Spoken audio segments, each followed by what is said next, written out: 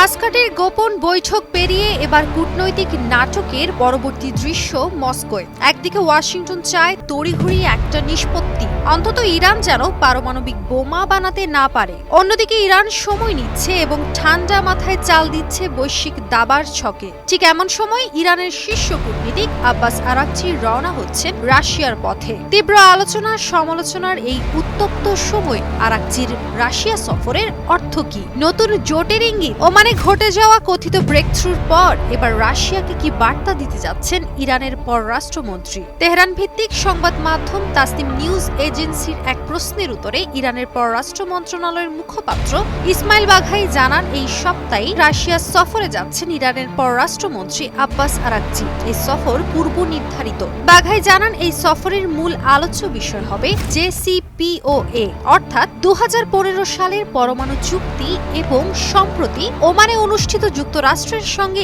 ইরানের আলোচনার অগ্রগতি।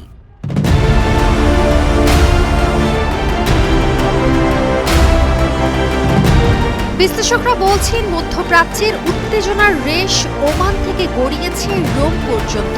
12 এপ্রিল ওমানের মাস্কাটে আমেরিকার প্রেসিডেন্ট ডোনাল্ড ট্রাম্পের মধ্যপ্রাচ্য বিষয়ক বিশেষ দূত স্টিভ উইটকফ এবং ইরানের পররাষ্ট্রমন্ত্রী আরাকচির মধ্যে একটি গুরুত্বপূর্ণ বৈঠক অনুষ্ঠিত হয়। যদিও দুই পক্ষই বলছে এটি ছিল পরোক্ষ বৈঠক, তবুও মার্কিন সংবাদ মাধ্যম এক্সিওসের প্রতিবেদনে জানা যায়, ইরান ও যুক্তরাষ্ট্রের এই দুই নেতা সরাসরি 45 মিনিট কথা বলেন, যা বিগত 8 বছরে এই দুই দেশের মধ্যে সবচেয়ে উচ্চ পর্যায়ের আলাপ। পর্দার আড়ালের এই নাটকীয় বৈঠকে আমেরিকার পক্ষ থেকে ইরানকে পরমাণু অস্ত্র নির্মাণ থেকে দূরে সরিয়ে রাখার বিষয়ে স্পষ্ট পদক্ষেপ দাবি করা হয়। উইটকফ জানান, যুক্তরাষ্ট্র চায় ইরান যেন পুরোপুরিভাবে ইউরেনিয়াম সমৃদ্ধকরণ বন্ধ করে, কারণ ইরানের যে 60% ইউরেনিয়াম রয়েছে তা 6টি পারমাণবিক বোমা তৈরির জন্য যথেষ্ট।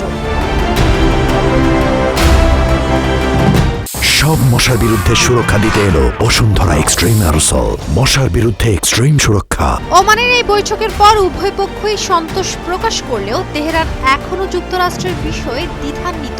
ইরান জানায়, পরবর্তী দফায় সরাসরি নয়, পরোক্ষ বৈঠকই তারা পছন্দ করছে। তবে যুক্তরাষ্ট্র ইরানের সাথে রোমে সরাসরি বৈঠকের পক্ষে। উইটকফ ইতোমধ্যে ট্রাম্পকে ব্রিফ করেছেন এবং ইসরায়েলের কৌশল বিষয়ক মন্ত্রী রন ডারমার ও উপসাগরীয় দেশের প্রতিনিধিদের সঙ্গেও কথা বলেছেন। ইতোমধ্যে কাতার, কুয়েত এবং মিশরের সঙ্গে আলোচনায় বসেছেন আরাকচি। অন্যদিকে আন্তর্জাতিক পারমাণবিক শক্তি সংস্থার মহাপরিচালক রাফায়েল গ্রসি যাচ্ছেন তেহরানে পরবর্তী বৈঠকের ঠিক আগে।